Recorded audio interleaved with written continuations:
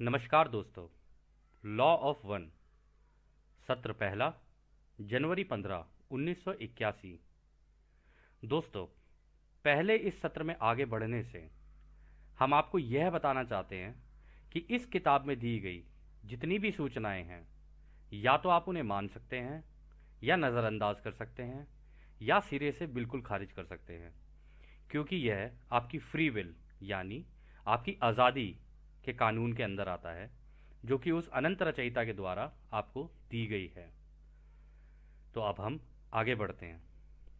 दोस्तों, इससे पहले हम इस किताब को आपको बताना शुरू करें या इसमें लिखी हुई सूचनाएं आपको देना शुरू करें, हम आपको बताना चाहेंगे कि इस किताब को करते हुए जगह जगह रा ने कार्ला को, क्योंकि वह ध्यान अवस्था में थी या कह लीजिए समाधि की अवस्था में थी, तो उसको यंत्र बोला है। अब उसको यंत्र इसलिए बोला है क्योंकि जब भी कोई व्यक्ति समाधि की अवस्था में चला जाता है तो उसका शरीर, उसकी आत्मा और उसका दिमाग एक यंत्र की तरह काम करने लग जाते हैं, और वो जितनी भी सूचनाएं इस ब्रह्मांड के अंदर हैं उनमें से कोई भी सूचना जो वो चाहें निकाल कर ला सकते हैं। तो यहां पर जब भी रा कार्ला को यंत्र बोले तो आप समझ जाना वहां पर कार्ला की ही बात हो रही है। तो शुरुआत ऐसे करते हैं कि रा कार्ला के द्वारा बोलते हैं कि हम रा हैं, हमने पहले इस यंत्र से बात नहीं की है, हमें इंतज़ार करना पड़ेगा जब तक कार्ला की कंपन हमारी कंपन से ना मेल खा जाए, क्योंकि हम बहुत ही पतली कंपन से बात कर रहे हैं। अच्छा दोस्तों, यहाँ पर ये जो कंपन बोल रहे हैं, कंपन का मतलब होता है अंग्रेजी में फ्रीक्वेंसी। अब जैसे आप रेडियो चलाते हैं, रेडियो को अगर आपको मान लो किसी एक चैनल पे चलाना है तो आप 105 पे करोगे, 104 पे करोगे, 108 पे करोगे, 18, तो जिस भी उस पे करोगे आप, वो उसकी एक पर्टिकुलर फ्रीक्वेंसी होती है जिस पर वो चलता है, जिस पर से वो आवाज़ आएगी। यहाँ पर रा बोल रहे हैं कि हम बहुत ही पतली कंपनता से बात कर रहे हैं, यानी वो जिस फ्रीक्वेंसी से बात कर रहे हैं वो इतनी सूक्ष्म है, इतनी सूक्ष्म है कि एक रेडियो, एक टीवी या कोई भी यंत्र उसको पकड़ नहीं सकता। उसको केवल पकड़ने का एक ही तरीका है कि आप समाधि की अवस्था में हो, यानी ध्यान की अवस्था में हो, तो ही वो कंपनता मेल खा सकती है किसी और की कंपनता से जिससे आपको सूचनाएं प्राप्त करनी है। तो वो आगे कहते हैं, हम आपका स्वागत अपने अनंत रचयिता के प्रेम और रोशनी में करते हैं। हमने आपके समूह को देखा है, हमने आपके समूह में बुलाया भी गया है, क्योंकि आपको विभिन्न अनुभव लेने हैं जो कि काफ़ी भीषण ध्यान अवस्था में आकर की जाती है, ताकि आप अपने शरीर, दिमाग और आत्मा के मायाजाल को समझ सकें, जिसको आप सत्य की खोज कहते हैं। ये बातें जैसी थी वैसी ही हैं, बस हम इसे अलग तरीके से बता रहे हैं। हम एक ग्रहों के महासंघ से हैं जो अनंत रचयिता की सेवा में काम करता है, और एक महत्वपूर्ण बात कहता है कि सभी चीज़ें, सभी जिंदगियां, सभी रचनाएं और संरचनाएं उस अनंत रचयिता के एक असली सोच का हिस्सा है। वह कौन सी सोच थी जो कि अनंत रचयिता की असली सोच का हिस्सा थी? कितनी सोचों में आपने उसकी बनाई हुई रचना को सोचा? क्या उन सोचों में प्रेम था? क्या दूसरों के प्रति सेवा थी? और क्या सेवा उनको मुफ्त में दी गई? हमारे भाइयों, आप भौतिक ब्रह्मांड का हिस्सा नहीं हैं, आप उसकी सोच का हिस्सा हैं। आप एक ऐसे कमरे में नाच रहे हैं जहां कुछ भी, किसी भी पदार्थ या सामान या सामग्री का नहीं है। आप नाचती हुई सोच हैं दोस्त। आप अपना शरीर, अपना दिमाग और अपनी आत्मा को कुछ अजीब से रूप में घुमा रहे हैं, क्योंकि आपको अभी तक समझ नहीं आया है कि आप उस अनंत रचयिता की सोच का हिस्सा हैं। अब हम अपनी सोच की कंपनता को डॉन पर केंद्रित करते हैं। हमारा संपर्क डॉन से ठीक से नहीं बन पा रहा है, क्योंकि उसका ध्यान रिकॉर्डिंग और अपने दिमाग में आ रहे सवालों पर केंद्रित है। अब हम अपनी कंपनता को दोबारा कार्ला की तरफ केंद्रित करते हैं। अब आप चाहें तो अपने सवाल हमसे पूछ सकते हैं। हम आपका स्वागत दोबारा उस अनंत रचयिता के प्रेम और रोशनी में करते हैं। तो दोस्तों, यहां से फिर डॉन सवाल करना शुरू करते हैं। डॉन कहते हैं, हमें लगता है कि इस ग्रहों के महासंघ का कोई ज़रूरी उद्देश्य है। अगर यह सही है तो क्या हम जान सकते हैं कि वह उद्देश्य क्या है? तो रा कहते हैं, दोस्त, हमारी भी एक जगह है। हम ना तो प्रेम की घनत्वता के हैं और ना ही रोशनी की घनत्वता के हैं। हम वो हैं जो एक के ज्ञान की दुनिया में रहते हैं।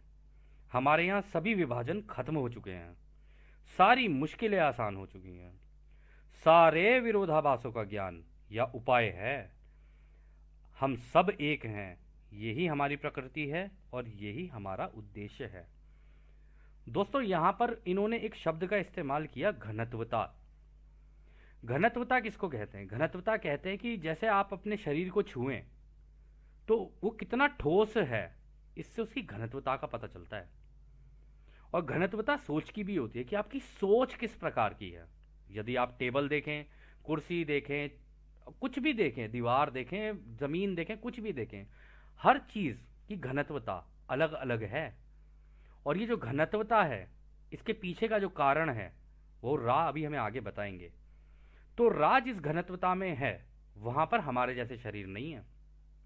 वहां पर इतने हल्के शरीर हैं इनके, प्योर रोशनी के बने हुए। मतलब ऐसी रोशनी जो अगर हमारी आंखों के सामने आ जाए तो हमारी आंखें चुंधिया जाएं या हमारी आंखों से आंसू बहने शुरू हो जाएं। ये ऐसी रोशनी के शरीर हैं इनके। तो वो यही बताना चाह रहे हैं कि हम ना तो प्रेम की घनत्वता के हैं और ना ही रोशनी की घनत्वता के। हालांकि ये बोल रहे हैं कि हम रोशनी की घनत्वता के नहीं हैं, लेकिन ये पूरा ज्ञान प्राप्त करने के बाद ना इनके शरीर इतने हल्के हो गए हैं ना कि आप अंदाजा नहीं लगा पाएंगे। खैर, जो भी है, आगे चलते हैं। तो रा कहते हैं, हम तुम्हारी धरती पर बहुत पुराने हैं और इस एक के ज्ञान को कई हद तक अपनी सेवा के रूप में दे चुके हैं, जिसमें हमने बताया था कि सब एक है। आप सब और आपकी प्रकृति भी एक है। हम आपकी धरती पर चल चुके हैं, हमने आपके चेहरे भी देखे हैं, परंतु ये हमारे ग्रहों के महासंघ के सारे लोगों ने अनुभव नहीं किया है। हमें पता चला है कि यह कारगर साबित नहीं हो पाया है। पहले भी जब भी हमने कोशिश की, यह कारगर साबित नहीं हुआ। हालांकि हम इसे अपना उत्तरदायित्व मानते हैं कि जो शक्तियां और समझदारी हमें इस एक के ज्ञान से मिली हैं, हम उनको आपसे आज भी साझा कर सकें। हम इसको आपके इस युग या साइकिल के अंत होने तक करते रहेंगे, और अगर इसमें ना कर पाए तो अगली में करेंगे। हम समय का हिस्सा नहीं हैं, इसलिए हम आपके किसी भी समय में आ सकते हैं। क्या ये जानकारी आपको हमारा उद्देश्य जानने के लिए काफ़ी है, हमारे दोस्त, हमारे भाई?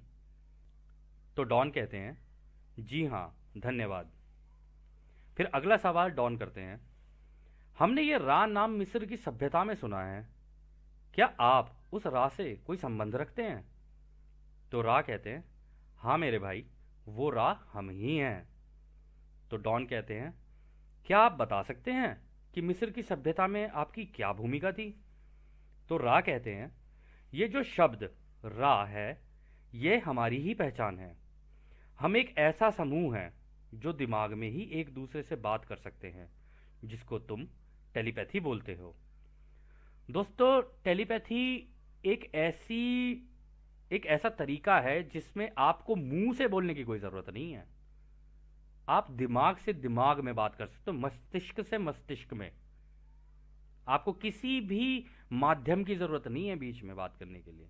आपने कभी कभी अपनी जिंदगियों में भी देखा होगा, और हंसी मजाक में हम कभी कभी एक दूसरे को बोल देते हैं, अरे वाह यार, तूने तो मेरे दिल की बात छीन ली। वो दिल की बात नहीं छीनी होती है, वो दिमाग में जो आपके बात आई होती है ना, वो बात सामने वाले के दिमाग में उसी वक्त फ्रीक्वेंसी मैच की, यानी कंपनता दोनों की मैच की, इसलिए सामने वाले को पता चल गया कि आप क्या सोच रहे हो। परंतु खैर, ज़्यादातर देखा जाए तो हम लोग इसे नज़रअंदाज करते हैं, पर क्या करें, बड़े बड़े ग्रहों में ऐसी छोटी छोटी बातें तो होती ही रहती है ना सेनोरिटा। कोई बात नहीं, आगे चलते हैं। तो आगे रहा कहते हैं, हम सब की सोच एक ही है। हमने उस समय पर मिस्र की सभ्यता से संपर्क किया था।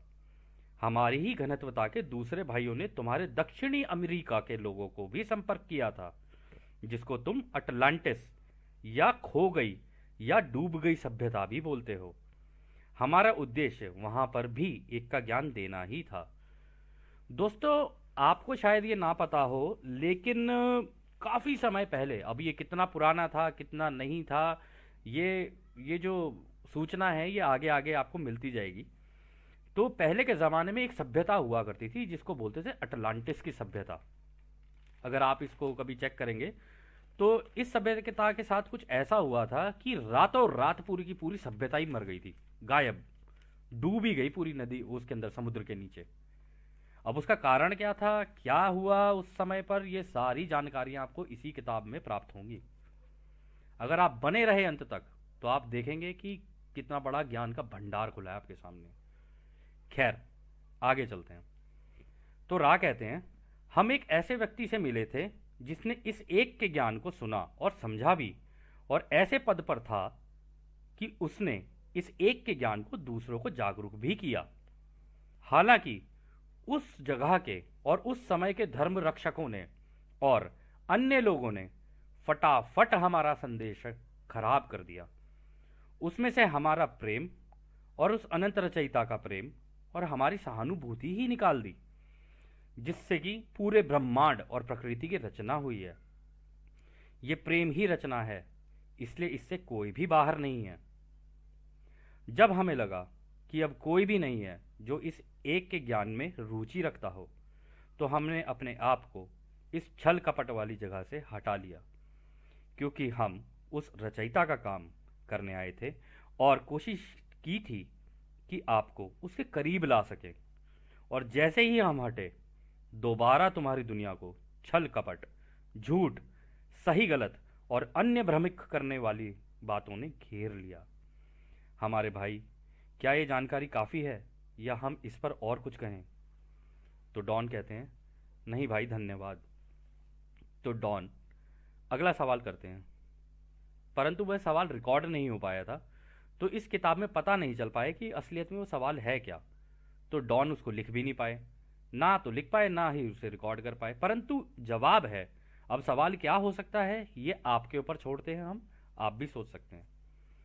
तो रा कहते हैं, भाई ये सोच सको तो सोचना, ब्रह्मांड अनंत है।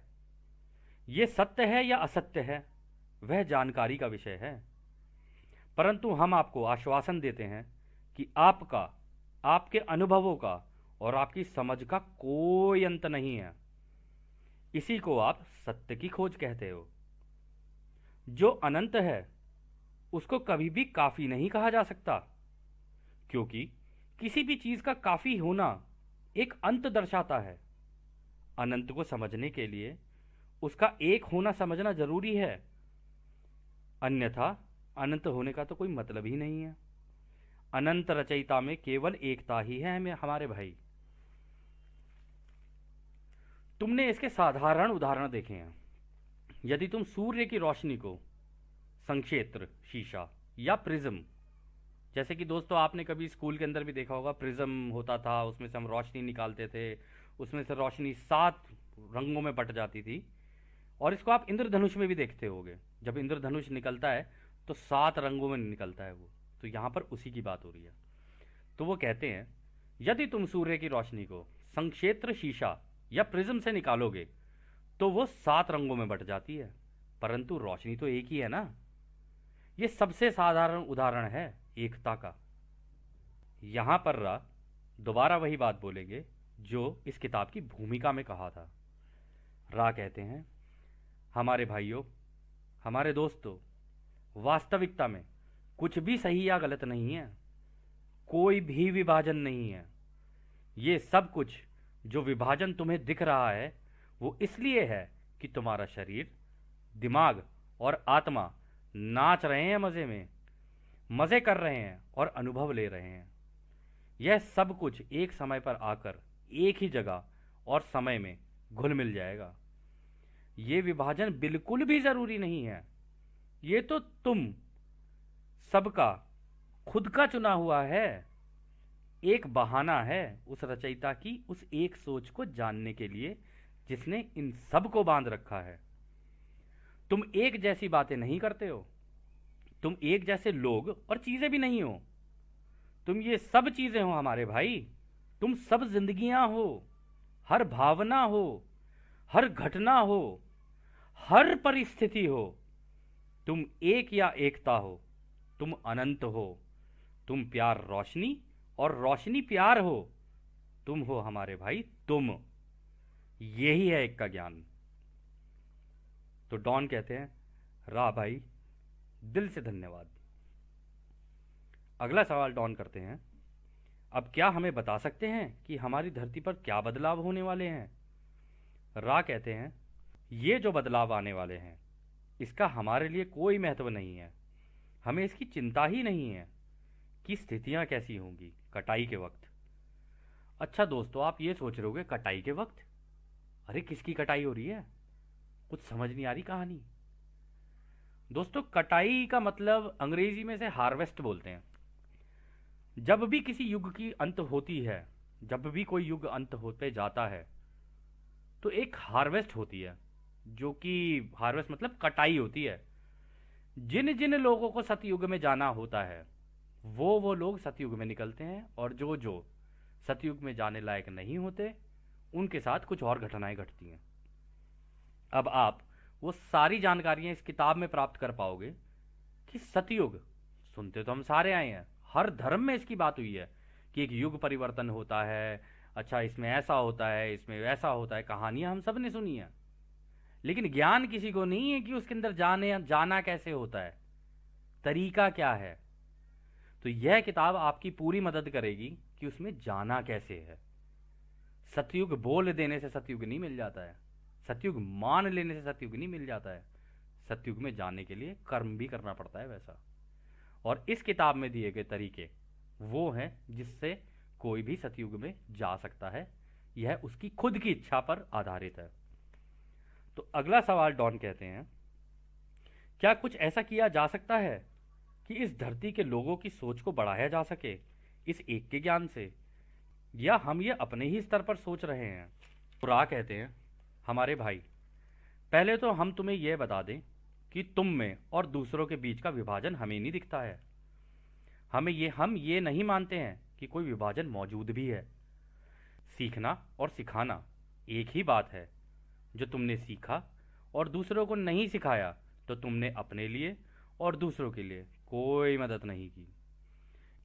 दूसरा ये कि ये वो ब्रह्मांड की जानकारी है जो हमने सीखी है और तुमसे साझा कर रहे हैं। एक समूह में एक दूसरे को दी गई जानकारी है जो एक तरह की समझ को जन्म देती है और किसी एक या पूरे समूह को साझा की जाती है। इसलिए हम अपने और तुम्हारे बीच में बिना किसी भेदभाव के अपने को तुमसे मिला के इस ब्रह्मांड की रचना और खास करके इस एक के ज्ञान को रख पा रहे हैं। अब हम तुम्हारे लोगों के बीच में मौजूद नहीं हैं, क्योंकि उनको अभी भी नहीं पता है कि ये ध्यान की अवस्था में जाकर हमसे संपर्क बनाया जा सकता है। हम तो बस दूर रहकर कोशिश कर रहे हैं कि हमें भी देख लो भाइयों, एक उदाहरण की तरह ही देख लो कि हम भी उसी रचयिता के रास्ते पर सीख सीख कर और सिखा सिखा कर आगे बढ़ गए और आगे ही निरंतर बढ़ते चले जा रहे हैं। हम बिना किसी विभाजन के तुम्हारे शरीर, दिमाग और आत्मा और ब्रह्मांड के ज्ञान को देने की कोशिश कर रहे हैं। यदि तुम थोड़े से ही लोगों को बेशक जागृत कर पाए तो भी यह बहुत बड़ा कारण है कि इस मेहनत को किया जाए। किसी एक की सेवा करना सबकी सेवा करना होता है हमारे भाई।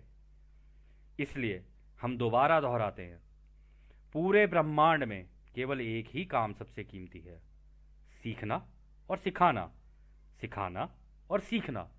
इससे बड़ी कोई मदद नहीं है उस रचयिता की असली सोच को दर्शाने की, क्योंकि अभी भी कई चीजें और बातें अनसमझी और रहस्यमय बनी हुई हैं। इसलिए अपने लोगों की मदद करना, उनको सिखाने में और उनसे सीखने में, यह सबसे बड़ी मेहनत है कि अगर तुम करो या ना करो यह तुम्हारी इच्छा है। परंतु अगर तुम ये करते हो तो इससे बड़ा कार्य पूरे ब्रह्मांड में कोई नहीं है।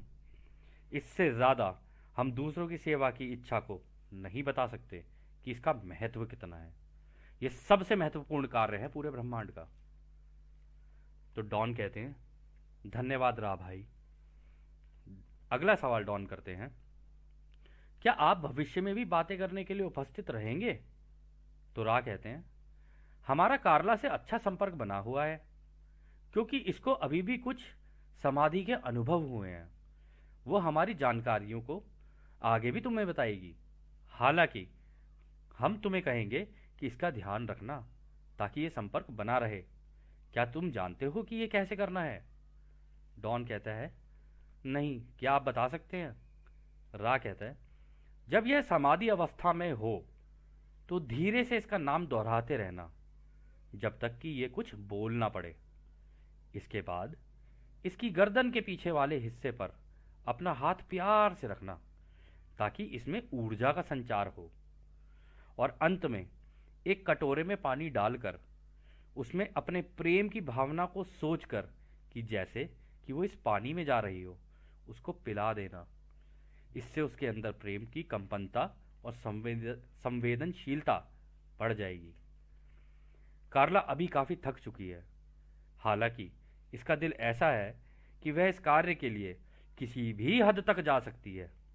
हम नहीं चाहते कि इसको कुछ हो, इसलिए ये सत्र हम यहीं रोकते हैं। अब हम चलते हैं। इसको तब तक मत छूना जब तक तुम इसे इसके नाम से बुलाओ तो जाग ना जाए।